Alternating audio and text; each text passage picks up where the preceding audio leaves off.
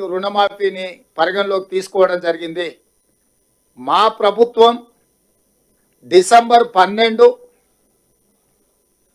2018 తారీఖు నుంచి మొదలుపెట్టి 9, 12, 2023 వరకు సరిగ్గా 5 సంవత్సరాలు గత ప్రభుత్వం, మళ్ళొక్కసారి నేను చెప్తున్నా, గత ప్రభుత్వం డిసెంబర్ 11, 2018 తారీఖు వరకు కట్ ఆఫ్ డేట్ పెట్టి రెండవ విడత రైతు రుణమాఫీ చేసింది.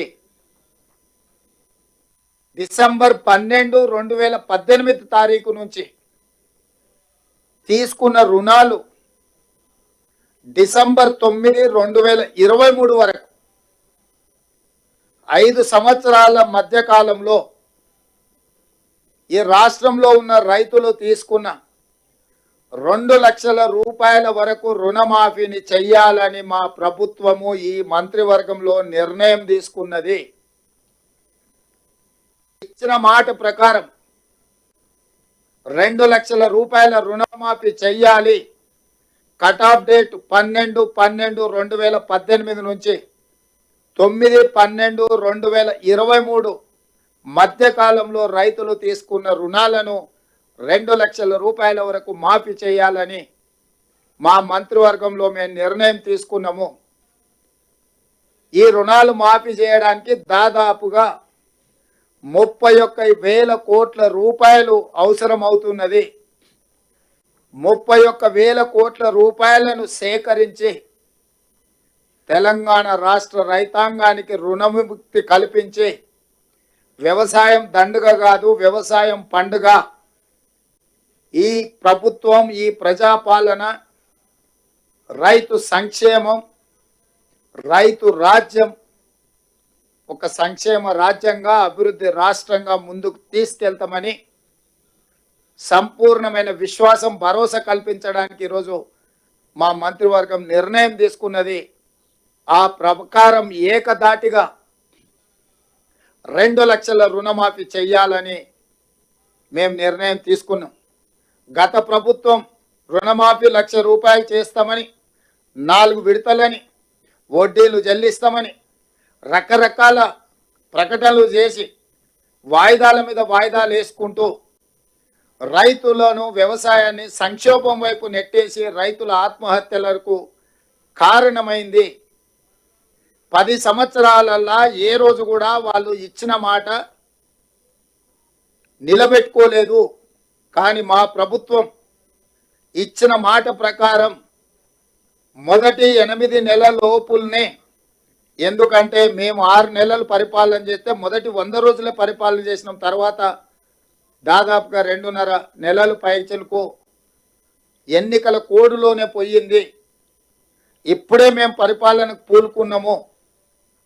అందుకే మేము ఇచ్చిన మాట ప్రకారం 2 లక్షల రూపాయల వరకు రైతులకు రుణమాఫీ చెయ్యాలని మా మంత్రివర్గ సహచరులం అందరం ఒక కమిట్మెంట్తోని, ఒక సామాజిక బాధ్యతతోని ఇచ్చిన మాట నిలబెట్టుకోవడానికి ముందుకు వచ్చినాం. అందుకే మీ ముందు మేమందరం కూర్చొని ఏకతాటి మీద, ఏక గొంతుకతో ఈ నిర్ణయం తీసుకొని మీ ముందు ప్రకటన చేస్తున్నాం. అదేవిధంగా రైతు భరోసాకు సంబంధించి చిలువలు పలువలుగా మాట్లాడుకుంటున్నారు. రకరకాల చర్చలు జరుగుతున్నాయి.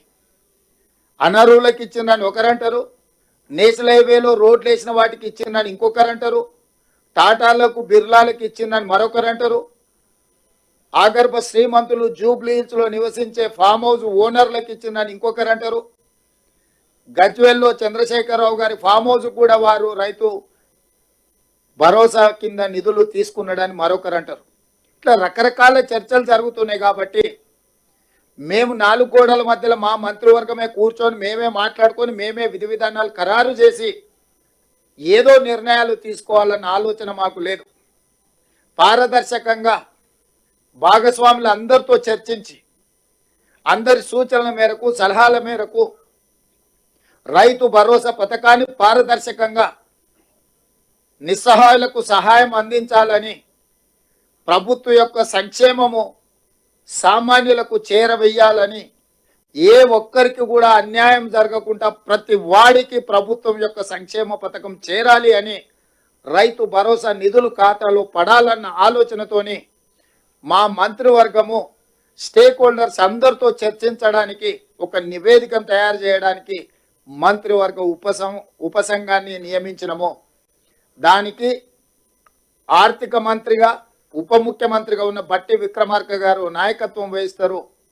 వారితో పాటు వ్యవసాయ శాఖ మంత్రి తుమ్మల నాగేశ్వరరావు గారు, అదేవిధంగా మా ఎలక్షన్ మేనిఫెస్టో కమిటీ చైర్మన్, ఎందుకంటే ఎన్నికల్లో మేము ఇచ్చిన హామీలు వివిధ జిల్లాలు వివిధ ప్రాంతాలలో పర్యటించి ప్రజల యొక్క సూచనలు సలహాలు పరిగణలోకి తీసుకొని ఎన్నికల మేనిఫెస్టోని తయారు చేసిన సహచర మంత్రివర్యులు శ్రీధర్ బాబు గారిని, అదేవిధంగా రెవెన్యూ శాఖ మంత్రి పొంగులేటి శ్రీనివాసరెడ్డి గారిని కమిటీలో సభ్యులుగా చేర్చడం జరిగింది.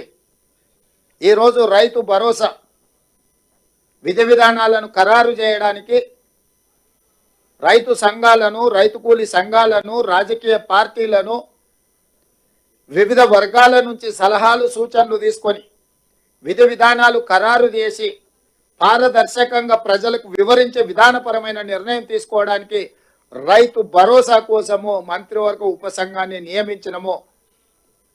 బట్టి విక్రమార్క గారు, తుమ్మల నాగేశ్వరరావు గారు, శ్రీధర్ బాబు గారు, పొంగులేటి శ్రీనివాసరెడ్డి గారు అందరితో చర్చించి జూలై 15 తారీఖు లోపల ప్రభుత్వానికి నివేదికను అందించడం జరుగుతుంది.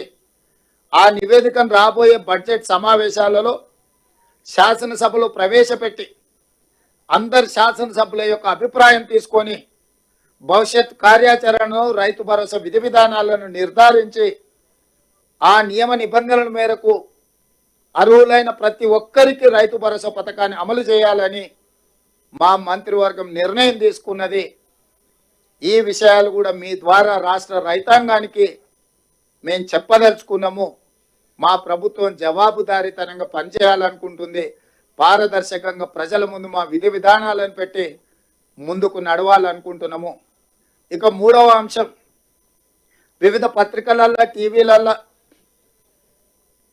కొన్ని పొలిటికల్ పార్టీ ఓన్డ్ మీడియా కూడా రకరకాల రాద్ధాంతాలు, విషయాలను చిల్వలు పలువలు చేసి లేదా ప్రభుత్వం మీద అపోహలు కలిగించడానికి లేదా ఎక్కడనో సమావేశాలలో ఉన్న మంత్రులను, ఎమ్మెల్యేలను లేని వార్తల్ని ప్రశ్నల రూపంలో వాళ్ళని అడిగి వాళ్ళతో ఏదో ఒకటి మాట్లాడించి దానికి ప్రచారం కల్పించి ప్రభుత్వం యొక్క ప్రతిష్ట దెబ్బతీయాలని ప్రయత్నం చేస్తున్నారు. అందుకు గాను మంత్రివర్గ నిర్ణయాలు కానీ ప్రభుత్వ పరిపాలనకు సంబంధించిన అంశాలను మీడియా మిత్రులకు బ్రీఫింగ్ చేయడానికి మంత్రివర్గం నుంచి 2 అధికార ప్రతినిధులుగా 2 మంత్రులను నియమిస్తున్నాము. దానికి శ్రీధర్ బాబు గారు మిత్రుడు, పొంగులేటి శ్రీనివాసరెడ్డి గారు బాధ్యత తీసుకుంటారు. మీడియా మిత్రులకు నా సూచన, మీకు ఎలాంటి ప్రభుత్వానికి సంబంధించిన అంశాలు కావచ్చు, వివరాలు కావచ్చు, అపోహలు కావచ్చు, మీకు సమాచారం కావాలంటే దానికి సంబంధించి శ్రీధర్ బాబు గారు, పొంగులేటి శ్రీనివాసరెడ్డి గారు ఎప్పుడు మీడియా మిత్రులకు అందుబాటులో ఉంటారు. వారిద్దరిచ్చే సమాచారమే అధికారిక సమాచారము. మీరు ఏది పడితే అది, ఎట్లా పడితే అట్లా ఊహించుకోవడానికి కానీ, ఖాయించుకోవడానికి కానీ, రాయించుకోవడానికి కానీ, చూయించుకోవడానికి కానీ అవకాశం లేకుండా పకడ్బందీగా ప్రభుత్వం ఈ నిర్ణయం తీసుకున్నది.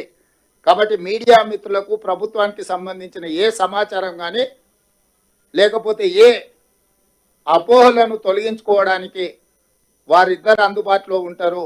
మా ప్రభుత్వం పక్షాన పరిపాలనకు సంబంధించి మీకు ఏ వివరణ కావాలన్నా 2 మంత్రులు అందుబాటులో ఉంటారు. కాబట్టి ఇక నుంచి మీకు ఏదైనా సమాచారం అవసరమైతే ఆ 2 మంత్రులను సంప్రదించాల్సిందిగా మీడియా మిత్రులకు నేను తెలియజేస్తున్నా. ఇక రాజకీయాలు అంటారా, రాజకీయాలకు సంబంధించి ఏ నాయకుడైనా మాట్లాడతాడు, ఏ మంత్రి అయినా మాట్లాడతారు.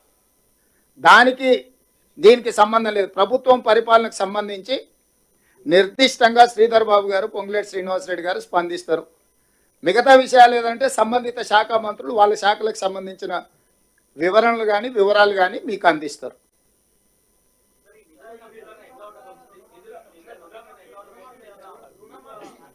తినబోతూ రుచులు ఎందుకు, వంట ఎట్లా ఉండాలనో మా నలబీబ పాకం వండే మా బట్టి విక్రమార్క గారికి తెలుసు. మీరు ఒకటే గుర్తుపెట్టుకోండి, రైతులకు ఇచ్చిన మాట ప్రకారం రుణమాఫీ చేసి తీరుతాము. దీనికి సంబంధించి మీకు శశబిషలు అక్కర్లేదు. స్పష్టంగా మీకు చెప్తున్న విధి విధానాలు, నిధుల సేకరణ ప్రభుత్వం బాధ్యత, ఆర్థిక మంత్రి బాధ్యత.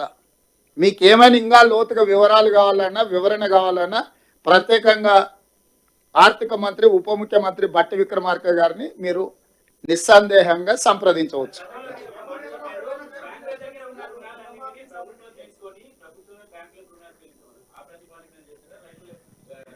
ఇప్పుడు రుణమాఫీ చేయడమే ప్రాతిపదిక. ఏ ప్రాతిపదికన చేస్తామనేది అది మా అంతర్గత అంశము. దానికి సంబంధించి వివరాలన్నీ కూడా మీరు తీరిక సమయంలో ఆర్థిక మంత్రి గారిని సంప్రదించండి, వారు వివరిస్తారు. దీనికి అర్హులు ఎవరు, అనర్హులు ఎవరు సార్? ఈ రుణమాఫీకి అర్హులు ఎవరు? ఆ అర్హులు అనర్హులకు సంబంధించి విధి విధానాల మీద పూర్తి స్థాయిలో చర్చించినము. నియమ నిబంధనలు అన్నిటిని కూడా మంత్రివర్గం ఆమోదించింది. తొందరలోనే మీకు ఆ జీవో విడుదల చేస్తాం. అందులో మీకు పూర్తి వివరాలు ఉంటాయి.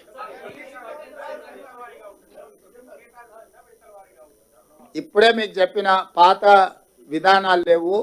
2 లక్షల రూపాయల రుణమాఫీ చేస్తామని క్లియర్గా చెప్పినాం.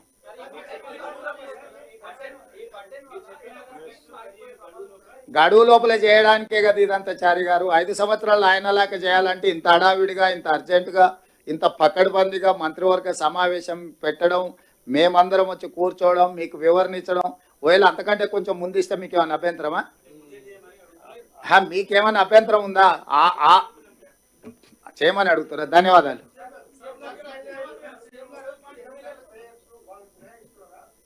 మీకు అవన్నీ జీవోలో అన్ని వివరాలు ఇస్తాం. జీవో ఇచ్చిన తర్వాత మీకు ఏమైనా ఇంకా వివరణలు కావాలంటే ఆర్థిక మంత్రి గారు మీతో మాట్లాడతారు. ధన్యవాదాలు.